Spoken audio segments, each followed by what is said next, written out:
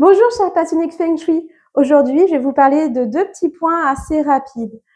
De deux zones, l'entrée et la cuisine. Alors, l'entrée, c'est la bouche du Qi. C'est par là qu'entre l'énergie vitale. Mais d'abord, comme je l'ai dit dans de nombreuses vidéos, il faut soigner son aspect extérieur. Si vous êtes en appartement, ce sera l'entrée juste avant votre porte d'appartement.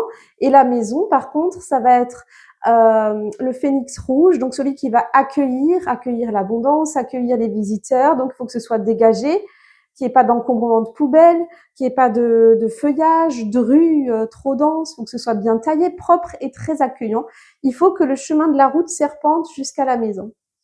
Une fois que vous entrez dedans, c'est toute l'énergie de l'environnement extérieur qui va rentrer par la bouche du Qi.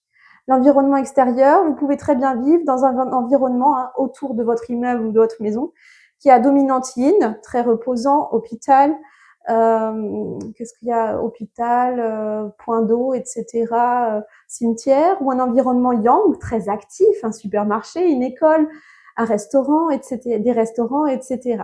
Donc toute cette énergie va arriver de l'extérieur par la bouche du Qi, donc la porte d'entrée.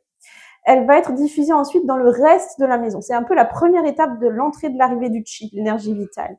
Donc il faut veiller à avoir une lumière naturelle, que l'énergie ne soit pas bloquée.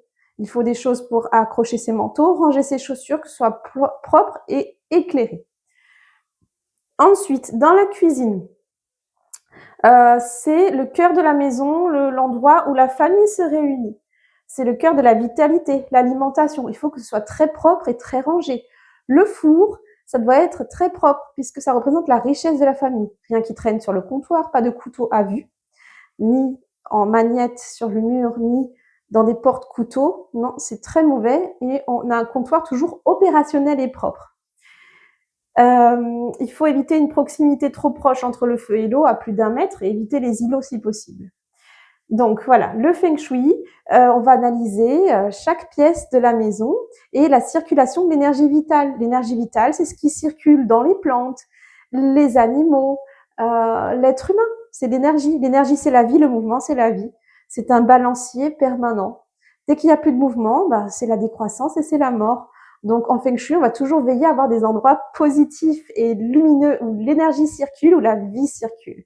C'est le bon sens, mais on oublie un peu de nos jours que votre appartement, votre maison vous ressource. Et selon comment c'est conçu, selon comment c'est orienté selon les points cardinaux, le Feng Shui, c'est vraiment des outils concrets avec des boussoles, des degrés, des orientations cardinales, des analyses de plans.